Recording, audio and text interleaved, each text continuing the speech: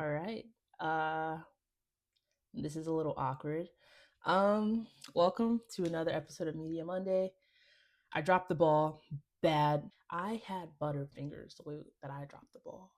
I don't know. It's disappointing to me. I really love this channel and these videos that I posted out, and it seems like a lot of people that watch them, they seem to really vibe with them. So I'm sorry that I left the masses fiending, but I started a new job and it's been consuming a good chunk of my time and my energy. So if you're back watching, thank you. I appreciate it. There's just a lot of new people that put out some Justin, Tyler, JID. There's just a lot of things I want to talk about. Now, today's video, I meant to record about 2 months ago, and I had the script sitting here and all this music that I listened to. So I'm going to do this video for you guys today, and then in the next video and the upcoming videos, it'll be some newer stuff on there. I mean, y'all don't want to hear me. You just want to dance, and that's cool. That's cool. So, with that being said, first project I'm going to talk about today is by Toby Lou. It's called Diabolical. I'll say with this project, he returns to his popular sound, the bass heavy. Toby Lou on Ice is one of my favorite projects ever.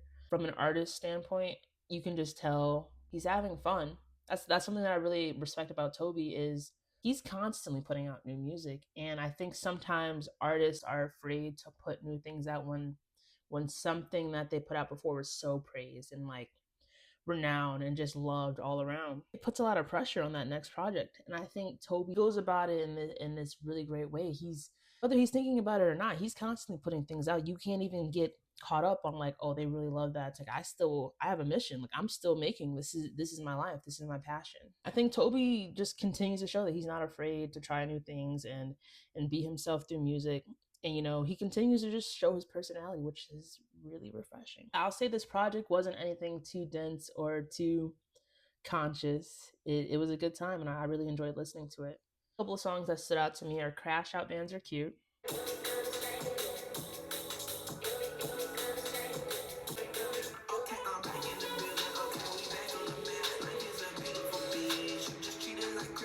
and Ex-Wife.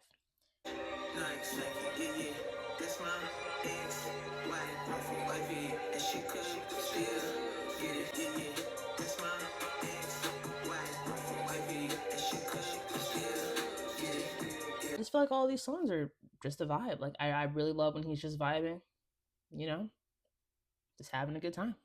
Check out Diabolical by Toby Lou. The next project I'm going to talk about is by Amine. It's called 13 Months of Sunshine. Um, I think off rip, you can just tell that this is different than all of his other stuff. Amine has a very playful energy that he brings in all of his music. I think. I mean, just look at the song that got him popular. I think I'm referring to Caroline when I say that. Caroline, don't you see that? I want you to be mine. Yeah, he's just having fun. Like I love that. I love when artists are having fun and they don't take themselves too serious. This is going to be different. This is going to be different, and he's taking a deeper look in the mirror with this project. I think he's being very revealing with the things that he's numbing himself with and the pressures that come with being an artist in his position. The project itself remains really colorful, but the words are like this really cool juxtaposition, and I really like it because he's really getting into some personal things. Sometimes when you're listening to a conscious album with these serious beats, it can be boring, and he avoids that entirely. So I think that's really cool. This project, it's kind of the epitome of what Three Stacks said. Y'all don't want to hear me. Y'all just want to dance. Like he's saying some profound, deep things about himself and the way that he sees himself moving through life. But the music you could all dance to, honestly. A couple of songs that stood out to me are I Think It's You.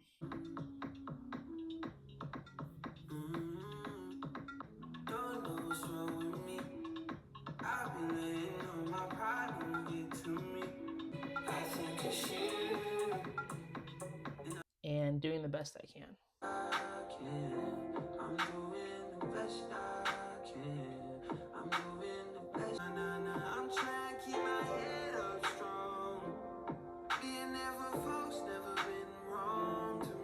yeah, he's just bringing a level of vulnerability that I've never seen from him, and I respect it a lot. I think it's humanizing. Like, we all go through these kinds of things, and it's really cool when an artist, or someone in these higher places, where it's like, they can't, there's no way they're ever sad or they're ever dealing with things that I'm dealing with. It really makes that gap not so large. I don't know. I enjoyed listening to it, so check it out. 13 Months of Sunshine by Amine. Next project I'm going to talk about is Sweet Boy by Malcolm Todd.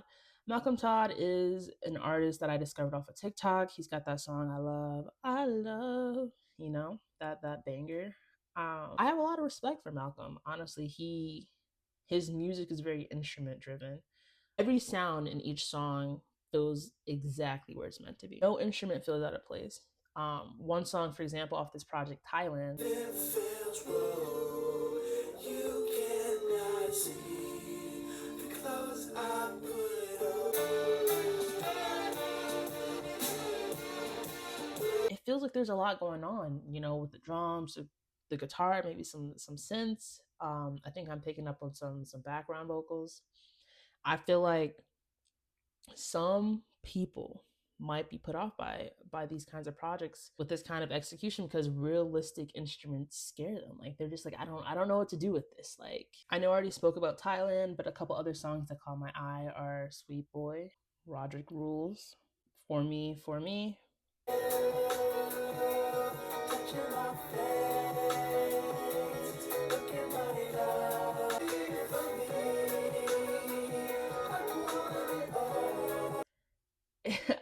His music is kind of it kind of puts you in a trance, and I think that's really cool. Next project I'm going to talk about is Bird's Eye by Raven Lenae. This is my first introduction to her, and boy, she is a breath of fresh air, to say the least. Like, a hint of rasp to her voice, and it works great for her. Love Me Not is so catchy. I love the bass. It's the kind of song you want to dance to after a couple glasses of wine.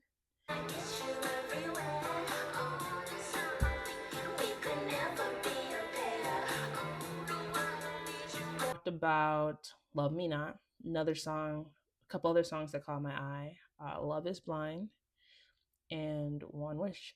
You know what's crazy? I had this video ready before her song was popping on TikTok, so it's crazy. I can't wait to hear more from her. She's very, very talented. The next project I'm going to talk about is Donda 2 by Kanye West.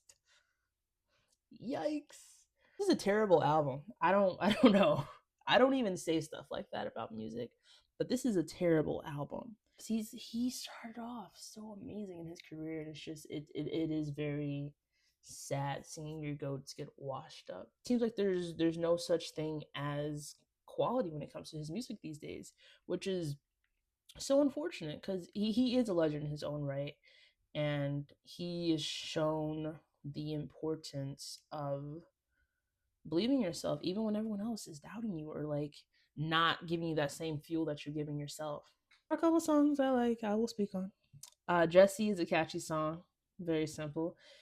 Can't give him too much credit, it's just a catchy song.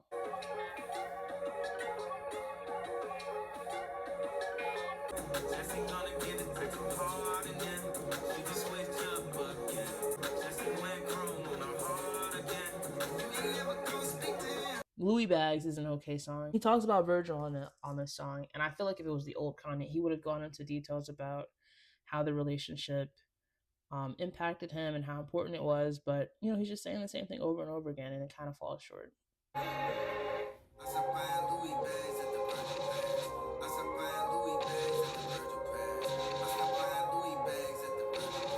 If you want to waste some time and you have nothing better to do, check out Donda 2 by Kanye West. Yeah.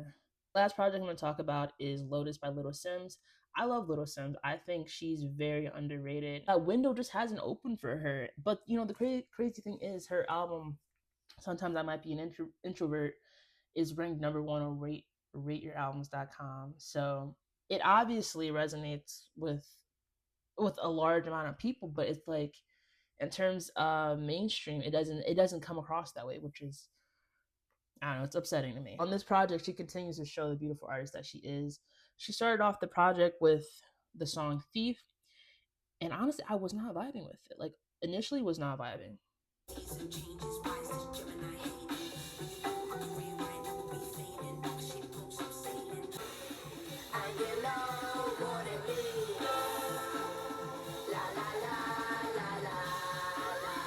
But as I got deeper into the song, I realized, like, oh wait, Sims is being extremely vulnerable with the way she's describing this person who leeches and does nothing but take, take, take, which is an interesting way to start off a project. But it gives insight to what kind of project this is going to be. Blood is another song that is just mind blowing. I feel like, it's, oh, how do I put it? Like that, and that's not true. I'm cool to check on you. When you say you'll hit me right back, then you're gone for months. But it's nice that you find that you're cool for once. For once?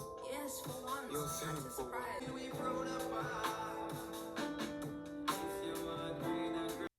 You're hearing this conversation between a brother and a sister, and I don't know, you just can't help but feel for both of them, even though they're telling their own sides that conflict with one another. It's just like, dang, like, this sucks for everybody. It displays this relationship between a brother and sister that have gotten distant, and how that distance pains them both in their own ways. And the way that they're executing the song is very creative and very personal. I feel like this project is the most invasive thing she could have put out. I feel like I'm learning more about Sims than I'd ever known through her last projects.